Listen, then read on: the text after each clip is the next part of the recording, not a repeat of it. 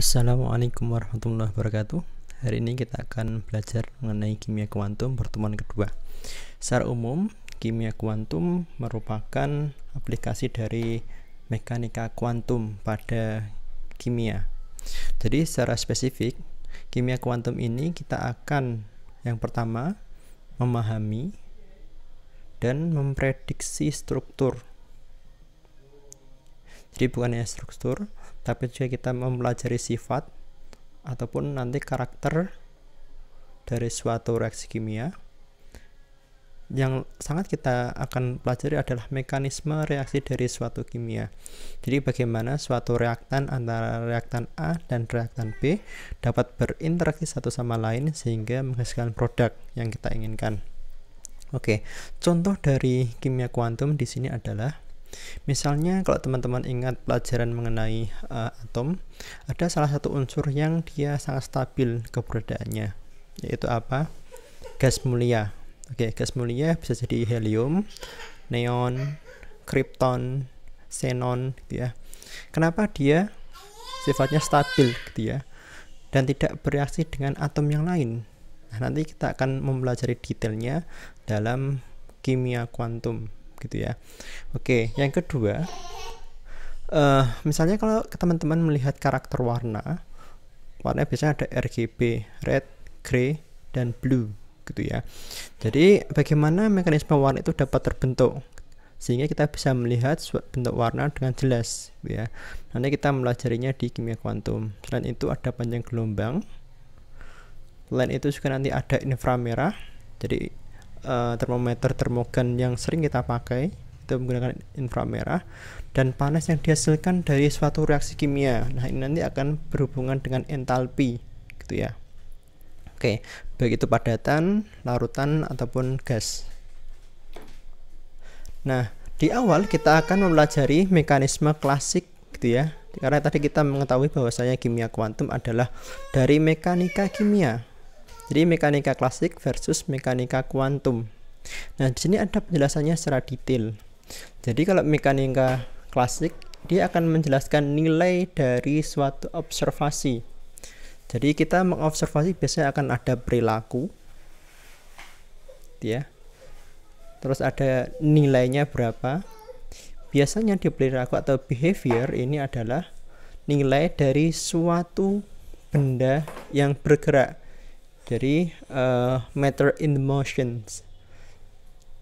Nah, dari benda inilah nantinya akan kita lihat gitu ya, jenisnya, pergerakannya, apakah dia translasi, oke, apakah dia rotasi, ataukah dia vibrasi. Nanti akan ditambah lagi electronical. Nah, benda ada dua hal. Yang pertama skala makro, ini secara fisik gitu ya. Yang kedua adalah skala mikro, di sesuatu yang tidak kita lihat secara kasat mata. Ini kita mempelajarinya pada kimia skala mikro. Sehingga muncullah nanti adanya instrumen SIM, TIM, ataupun nanti ada EFM gitu ya. Itu untuk melihat benda-benda yang sangat kecil. Nah, dari persamaan ini kita akan melihat bahwasannya di mekanika klasik secara umum adalah untuk skala makro, kuantum untuk skala mikro. Jadi skala yang sangat kecil gitu ya. Yang kedua, untuk yang klasik dia dapat terlihat dengan kasat mata, visible gitu ya. Jadi kalau daerah visible antara berapa?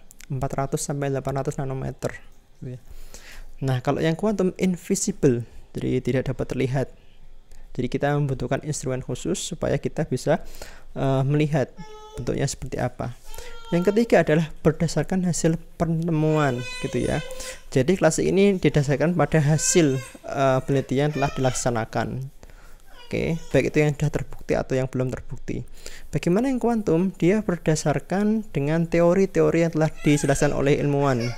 Misalnya Newton, Maxwell, ataupun nanti Einstein. Ini Einstein punya peran di sini.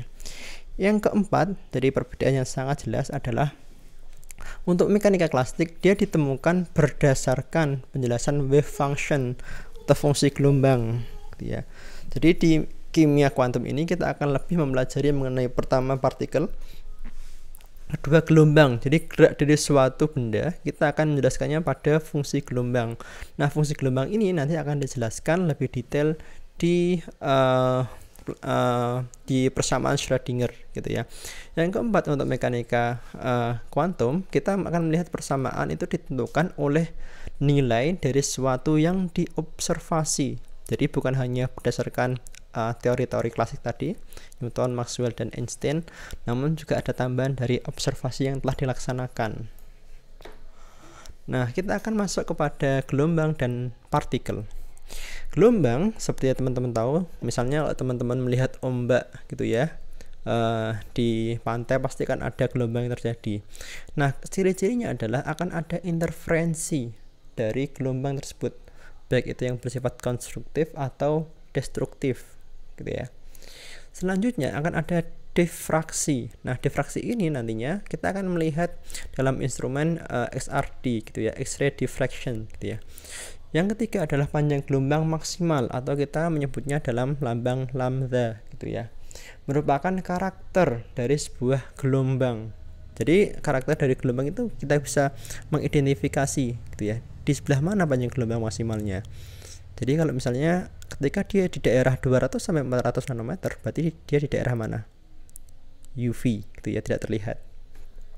Selanjutnya untuk partikel secara umum ciri-cirinya adalah dia akan mempunyai massa, mempunyai berat gitu ya. Selanjutnya dapat ditentukan posisinya di ruang space atau di space gitu ya. Jadi well defined in a space. Jadi kita bisa melihat posisinya dalam suatu ruangan gitu ya. Selanjutnya dia akan menggunakan momentum linear. Ini akan hubungan erat dengan pembahasan di fisika. Jadi P sama dengan M kali V. Ada tanda panahnya di situ.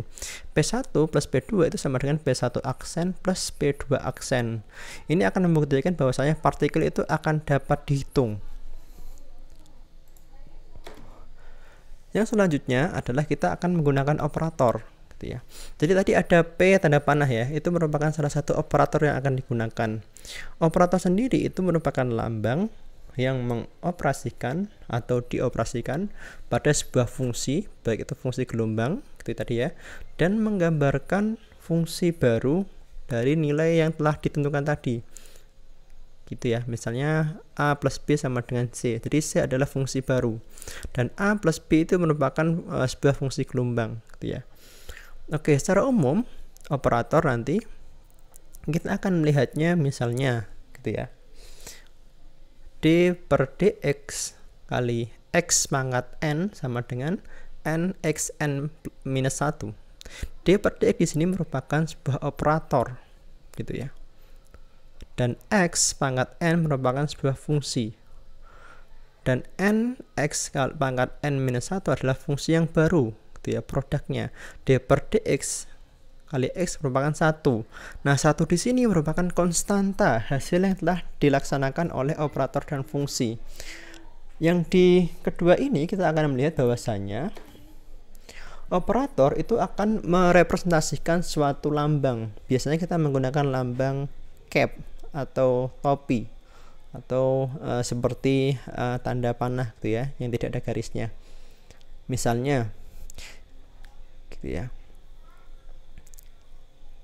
Misalnya di sini kita akan mempunyai sebuah operator A yang dia mempunyai topi atau cap sama dengan D per dx. Tadi nilainya adalah operator.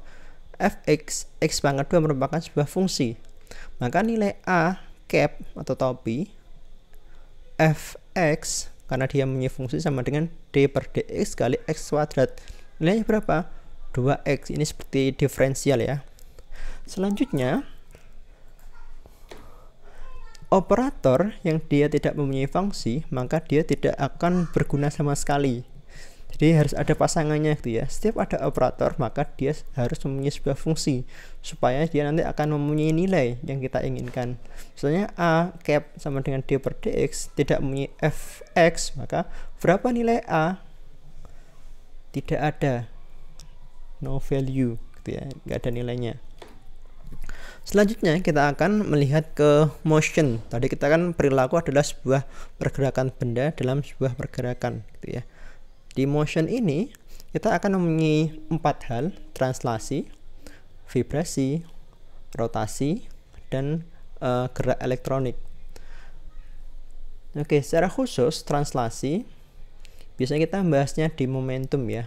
P sama dengan M kali V tadi ya. Jadi adalah partikel dalam sebuah kotak atau dalam sebuah box. Oke. Dan vibrasi adalah nanti kita menjelaskannya dalam SHO, yaitu pergerakan vibrasi. Rotasi dia pergerakan dalam sebuah rotor atau sebuah perbuatan bentuk bulat gitu ya. Elektronik dia adalah pergerakan dari sebuah atom.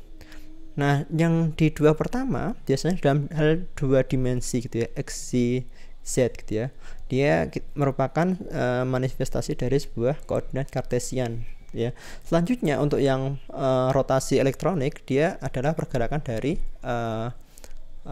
pi terus sudut dan sudut yang lain